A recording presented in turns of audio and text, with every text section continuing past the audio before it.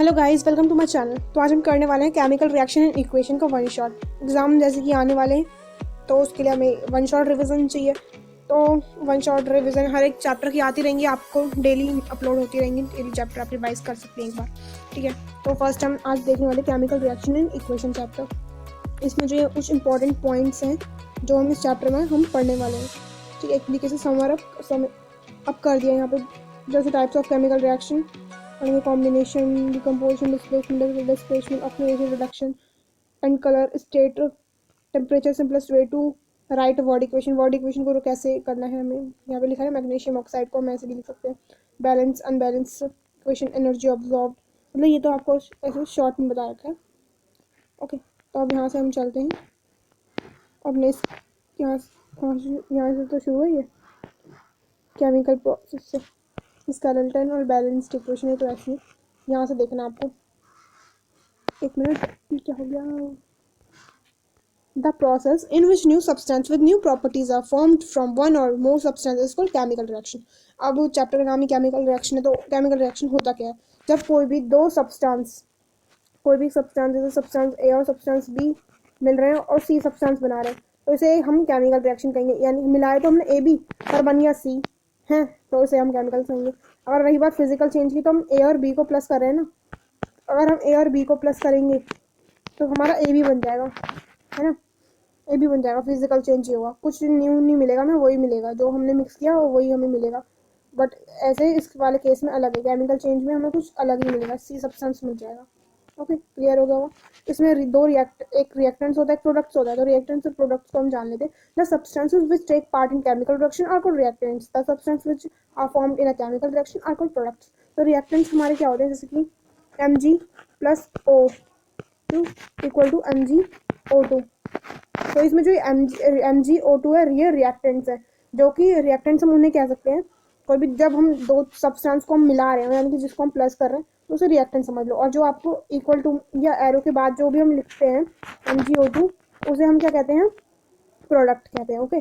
तो I hope reactant and product तो समझ में आ गया होगा। वन शॉट रिविजन है, जल्दी जल्दी हम एक बार देखेंगे, समरअप करेंगे। और एग्जांपल क्या दे रखे हैं इसमें? Digestion of food, respiration, rusting of iron, iron में जंग लग जाना, burning of magnesium, formation of curd, milk का दही में बन जाना, ये भी। और तो chemical reaction involve, chemical reaction से हमें पता कैसे चलता है कि केमिकल रिएक्शन हो रहा है? चेंज इन स्टेट, पहले जो स्टेट्स होती है, यानी कि जो सॉलिड से लिक्विड, ये सब चेंज होता है, solid liquid. Change in colour, change in temperature, evolution of gas, okay. तो ये सब है ways of representing a chemical reaction. Chemical reaction को हम कैसे कैसे रिप्रेजेंट कर सकते हैं? तो दो तरीके से हम कर सकते हैं, word equation and chemical equation, okay. Zinc plus sulphuric acid gives zinc sulphate and hydrogen ion, hydrogen plus में। LHS, इनकी ये रिएक्टेंट है। RHS right hand side product है। तो ये तो हमारी हुई वर्ड इक्वेशन, मतलब हमने वर्ड्स में लिखा है। और केमिस्ट्री हमें से याद रखना, केमिस्ट्री उसका नाम, मतलब हमें केमिकल इक्वेशन लिखनी पड़ती है। जैसे Zn, जिंक को हम Zn बोलते हैं, सल्फ्यूरिक एसिड को H2SO4, जिंक सल्फेट ZnSO4 और H2 गैस। तो ये तो प्रोडक्ट है, ये रिएक्टेंट है हमारा। तो यही समझ में आ गया वर्ड इक्वेशन और केमिकल रिएक्शन क्या है। तो केमिकल इक्वेशन, ओके। तो केमिकल इक्वेशन क्या है? एक chemical equation can be represented by chemical equation. Chemical reaction को हम केमिकल इक्वेशन से रिप्रेजेंट करते हैं। इसमें कुछ सिंबल्स होते हैं, जैसे कि MgO2 दिख रहे हैं आपको, सिंबल्स होते हैं, ओके। और इसमें क्या क्या लिख सकते हैं हम? Temperature, pressure, catalyst. ये पेपर इतना इंपॉर्टेंट नहीं है, आता नहीं है एग्जाम में, इंपॉर्टेंट देख लेते हैं। बैलेंसिंग केमिकल इक्वेशन, तो यहाँ पे क्वेश्चन भी पूछा जाता है कि केमिकल बैलेंस करा हुआ है, तो MgO मैग्नीशियम की बैलेंस करके लिखा हुआ, बैलेंसिंग करना आता ही होगा।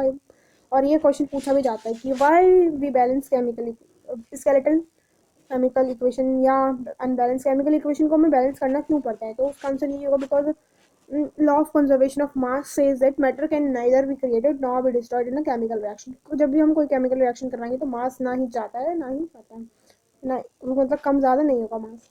फिर सेकंड पॉइंट क्या है? So number of atoms involve in a chemical reaction should remain same at a reactant and product side. जो हमारे एलिमेंट्स हैं वो रिएक्टेंट साइड में भी उतने ही रहेंगे, प्रोडक्ट साइड में भी उतने ही रहेंगे। जैसे कि यहाँ पे स्टेप वाइज देखा रखा है, तो मैं आपको जल्दी जल्दी ऐसे ही समझा देती हूँ कि अभी रिविजन टाइम, तो डिटेल में तो हम डिटेल वीडियो देख सकते हैं, मैंने बना रखी है इसमें, ठीक है। Detail video Fe plus H2O Fe3O4, पहले तो इसको आप देख कर ही बता सकते हैं। इसमें H2 है तो ठीक है, इसमें भी H2 है, O1 है, इसमें O4 है, इसमें तो यहाँ पे हमें 4 लगाना पड़ेगा, ठीक है।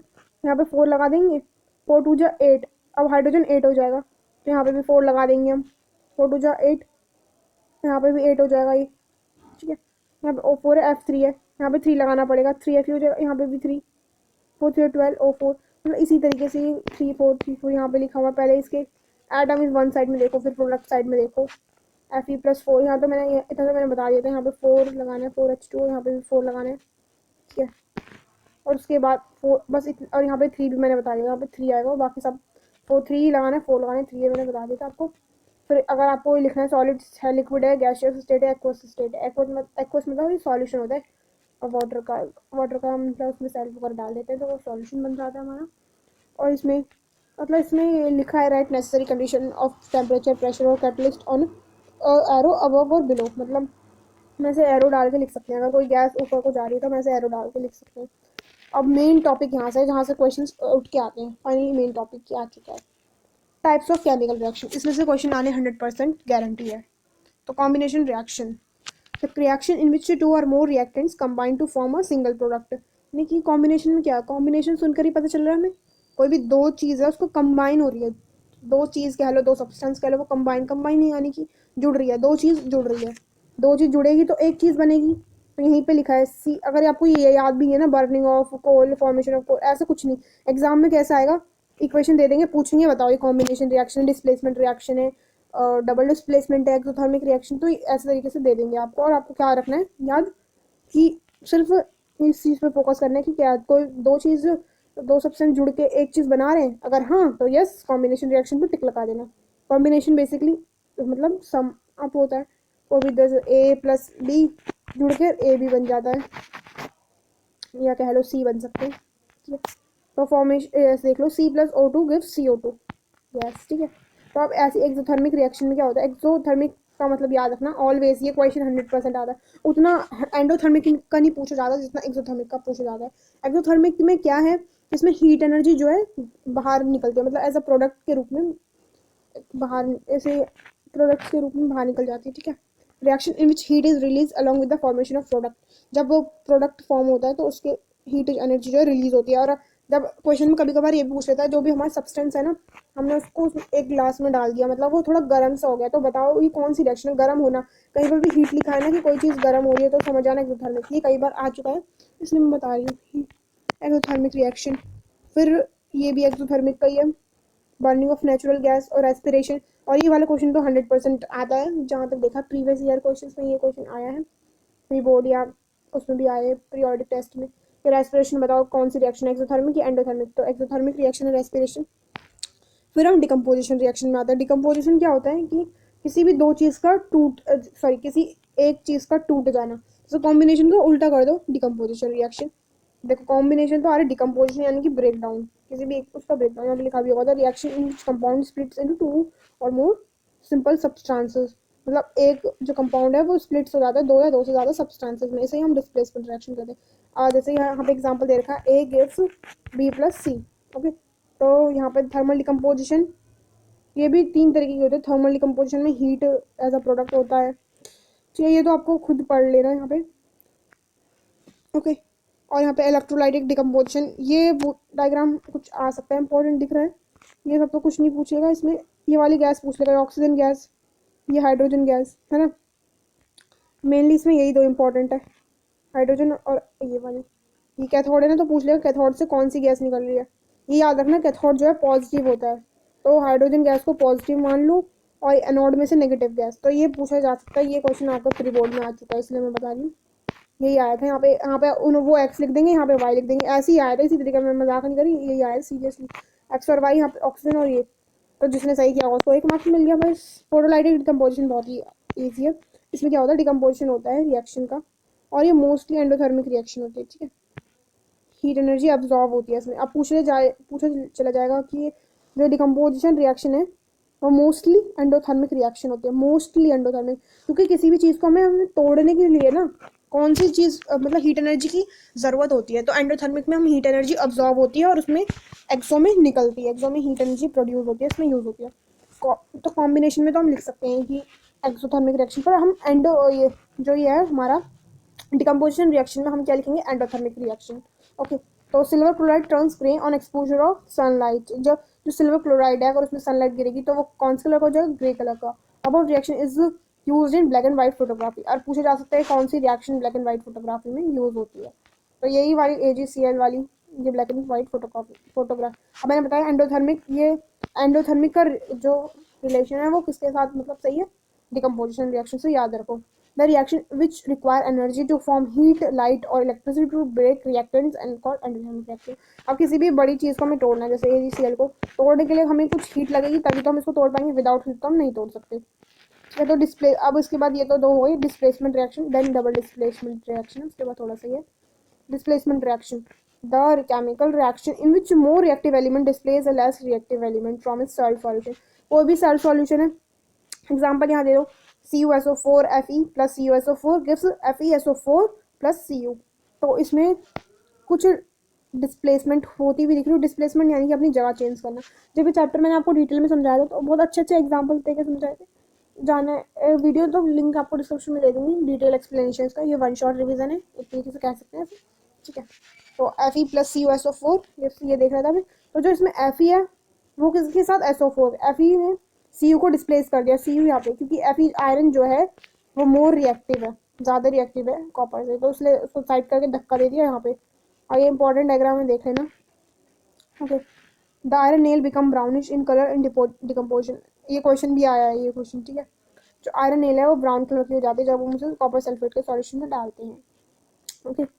और यहाँ पे और इम्पोर्टेंट हो double displacement reaction. Double displacement में जैसे हमने देखा था, डिस्प्लेसमेंट में एक ही एलिमेंट होता है, इसमें दोनों एलिमेंट डिस्प्लेस हो जाते हैं। Na जो है Ba के साथ मिल जाएगा, ओके, सॉरी NaCl के साथ मिलेगा, सॉरी गलत बोल दिया, NaCl के साथ मिल जाएगा, BSO के साथ मिल जाएगा। इसमें वाइट कलर, ये जो है बहुत कॉमन है, कॉमन केमिकल रिएक्शन है जो कि आता ही आता है। मैंने कितनी नोटिस किया ना, ये क्वेश्चन आता है और इसमें पूछा जाता है कि जो प्रेसिपिटेट फॉर्म हुआ है, जो हमारे डबल डिस्प्लेसमेंट रिएक्शन को ना प्रेसिपिटेट रिएक्शन भी कहते हैं।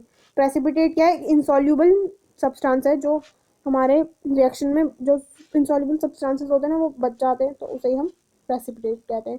तो डबल डिस्प्लेसमेंट रिएक्शन को हम प्रेसिपिटेट रिएक्शन भी कह सकते हैं। तो कहीं पे प्रेसिपिटेट आए और ऑप्शन में लिखा हो डबल डिस्प्लेसमेंट प्रेसिपिटेट, तो दोनों में टिक कर देना। इसमें वाइट प्रेसिपिटेट फॉर्म होता है इस रिएक्शन में। और ये यहाँ पे ऑक्सीडेशन और रिडक्शन, ये तो बहुत अच्छा टॉपिक है और इजी भी है। Oxidation, the addition of oxygen to reactant. अगर रिएक्टेंट मतलब इसमें जो खेल है वो रिएक्टेंट साइड का है, प्रोडक्ट का कुछ भी नहीं है। तो अभी तुम प्रोडक्ट में देखो कि ऐड हो रहा है या नहीं, प्रोडक्ट का इसमें कुछ है ही नहीं। ऑक्सीडेशन और रिडक्शन में प्रोडक्ट का खेल नहीं है, सिर्फ और सिर्फ हमें रिएक्टेंट पे फोकस करना है। तो ऑक्सीडेशन क्या होता है, एडिशन ऑफ ऑक्सीजन, ऑक्सीजन का ऐड होना और रिमूवल ऑफ हाइड्रोजन का, ठीक है। जैसे Cu plus O2, reactant side में जो Cu है उसके साथ O जुड़ रहा है, यानी कि एडिशन ऑफ ऑक्सीजन, तो हम इसे कह सकते हैं ऑक्सीडेशन। हाँ जी, हाँ कह सकते हैं। CuO है, इसमें removal of oxygen, oxygen remove हो रहा है, तो हम इसे भी हम कह सकते हैं, सॉरी ऑक्सीजन H2, H के साथ हाइड्रोजन के साथ O जुड़ रहा है, तो इसमें भी ऑक्सीडेशन हो रहा है। H के साथ जब O जुड़ रहा है तो ऑक्सीडेशन हो रहा है। प्रोडक्शन देख लेते हैं हम। ओहो 14 मिनट्स, वन शॉट रिविजन, लगता नहीं था कि वन शॉट हो पाएगा। चलो हो गया, बढ़िया, गुड जॉब। देख लिया 15 मिनट में चैप्टर रिवाइज हो जाएगा आपका, बढ़िया। ऐसे ही चलते रहना, बस पढ़ते रहना। The addition of hydrogen to reactant, reactant side में अगर हाइड्रोजन आयन जो है एडिशन हो रहा है तो वेल एंड गुड, उसे हम क्या रिडक्शन कहेंगे। और रिमूवल ऑफ ऑक्सीजन, अगर रिमूव हो रहा है ऑक्सीजन तो उसे हम क्या कहेंगे, रिएक्टेंट साइड में से अगर रिमूव हो रहा है तो उसे रिडक्शन कहेंगे। जैसे कि यहाँ देख सकते हैं CuO प्लस H2O, H का ऑक्सीजन, H में ऑक्सीडेशन हो रहा है, मतलब O ऐड हो रहा है, और इसमें CuO, जो CuO है उसमें से O जो है रिड्यूस हो रहा है, मतलब एडिशन ऑफ ऑक्सीजन को तो एडिशन होगा, रिमूवल ऑफ ऑक्सीजन, CuO में से O तो हट गया और इसमें H जुड़ गया, क्या बात हुई है। और in this reaction CuO is reduce to Cu and H2 is oxidize to H2, so reoxidation and reduction take place, there is redox reaction। और ये जो एग्जांपल है ना ये redox रिएक्शन का है बेटा जी, ये okay, effects of oxidation in daily life. अब ऑक्सीडेशन के दो एग्जांपल हैं वो भी देख लेते हैं फटाफट से, बस ये लास्ट दो टॉपिक्स हैं आपके। कोरोजन सबको पता है, जानते हैं, पहले से पढ़ते आ रहे हैं कोरोजन क्या होता है। तो जंक लग जाना, आयरन, किसी भी आयरन मटेरियल्स में, स्टील में पानी, आयरन में जंक लग जाना, ठीक है। तो देख लेते हैं डेफिनेशन क्या है। When a metal is expose to moisture, जब भी कोई मेटल है वो एक्सपोज होता है मॉइस्चर, मतलब एयर के अगर कांटेक्ट में आ जाएगा ना मेटल, और ये एसिड के कांटेक्ट में आ जाएगा तो वो रैंसिड, रैंसिड कह रही हूँ, रैंसिड टॉपिक मिक्स हो गया थोड़ा। Some time a layer of hydrate oxide, अब ये पूछ लेगा कि कौन सी लेयर फॉर्म होती है, हाइड्रेट ऑक्साइड की फॉर्म हो जाती है जो कि मेटल को वीक कर देती है और मेटल जो है जिस वजह से कोरोड हो जाता है। अब कौन सी लेयर है वो, हाइड्रेटेड ऑक्साइड, ये इंपॉर्टेंट है, लाइन मार्क कर रही हूँ मैं, ऐसे देख लेना। Oh sorry sorry, hydrated oxide. Rusting of iron, black coating on silver, ये एग्जांपल दे रखे हैं कि क्या है कोरोजन के example. Rusting of iron, black coating on silver and green coating on copper, copper में ग्रीन कोटिंग होती है, सिल्वर में ब्लैक कोटिंग और आयरन में रस्टिंग, ये सारे एग्जांपल हैं कोरोजन के। Corrosion can be prevented by galvanisation, electroplating और पुटिंग पेंट्स, ज़्यादातर मोस्टली घरों में पेंट्स करते हैं कोरोजन से बचने के लिए। फिर रेंसिडिटी है, रेंसिडिटी भी बहुत ईजी है, अच्छा है टॉपिक। रेंसिडिटी में क्या होता है, बेसिकली इसमें कुछ नहीं होता, जो हमारा जो फूड है वो रेंसिड हो जाते हैं, रेंसिड की हिंदी होते हैं, सिल जाते हैं। कभी ट्राई करना, देखना बिस्कुट का पैकेट जो है खुला रख देना, और और कुछ 10-20 मिनट बाद देखोगे बिस्कुट तो बिल्कुल रेंसिड हो चुके हैं, रेंसिड यानी कि सिल जाएंगे, तो वो सिलते इस वजह से ही है। The oxidation of fats and oils when exposed to air in is known as rancidity, it leads to bad smell and bad taste of food. Oxidation होता है फैट्स एंड ऑयल्स का, जब वो एयर, जो हमारा वो फूड होता है ना वो एयर के कांटेक्ट में आ जाता है, एयर में क्या होती है ऑक्सीजन कांटेक्ट में आती है वो रेंसिड हो जाता है। तो अब इसमें क्वेश्चन ये बनता है कि हमें रेंसिडिटी को मतलब कैसे प्रिवेंट कर सकते हैं, तो यहाँ पे मैं दे रखे हैं, एयर टाइट कंटेनर्स में रखना है, एंटीऑक्सीडेंट्स मिला के रखने हैं, और ज़्यादातर जो यूज़ करें ना वो करें, क्या बोलते हैं उसे, नाइट्रोजन और हीलियम गैस यूज़ करनी चाहिए। ऑक्सीजन नहीं, ऑक्सीजन में तो वो रेंसिड हो जाएगा और नाइट्रोजन में वो रेंसिड नहीं होता। रिप्लेसिंग एयर बाय नाइट्रोजन, मैंने यहाँ कहा ना, यहाँ पे नाइट्रोजन से एयर को रिप्लेस कर दो और यहाँ पे रेफ्रिजरेशन यानी कि फ्रिज में रख दो। ठीक है, तो यहीं पे आपको वन शॉट रिविजन कंप्लीट हुआ आपका। ओके, तो इसका डिटेल एक्सप्लेनेशन की लिंक तो मैं आपको डिस्क्रिप्शन में दे ही दूंगी, ठीक है, वहाँ से डिटेल में पढ़ना है तो पढ़ लेना, और ये वन शॉट रिविजन है। ठीक है, अगर वीडियो अच्छी लगी हो तो लाइक कीजिए, शेयर कीजिए, और जल्दी से कमेंट कीजिए कि नेक्स्ट वन शॉट रिविजन आपको किस चैप्टर का चाहिए। ओके, तो जो जिस चैप्टर का कमेंट करेंगे उसी चैप्टर का मैं बनाऊंगी। ओके, ठीक है, बाय बाय, मिलेंगे नेक्स्ट वीडियो में, तब तक के लिए लाइक कीजिए, शेयर कीजिए, कमेंट कीजिए और अच्छे से पढ़ते रहिए। Okay, bye bye.